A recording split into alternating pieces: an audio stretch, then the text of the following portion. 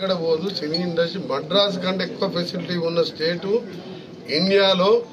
Ramoji film city లాంటి ప్రపంచ స్థాయి సినిమాలు హాలీవుడ్ సినిమాలు వచ్చి ఇక్కడ షూటింగ్ చేస్తుంటే నువ్వు తరలిపోతున్నాయని అడుగుతుంటే ఇవన్నీ మీరు సోషల్ మీడియా అందుకనే చెప్తున్నాను.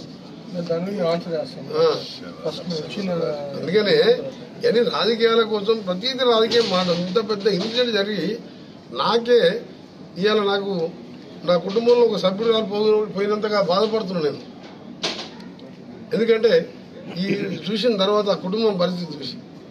అందుకని మీరు దయచేసి ఇండస్ట్రీ చిత్ర ఇండస్ట్రీ కాదు, ఐటీ కాదు, ఏ కానీ ఈరోజు ఇంకా స్పోర్ట్స్ స్కిల్ యూనివర్సిటీస్ కానీ హైదరాబాద్ వరల్డ్లో మేము పోటీ పడుతున్నాం.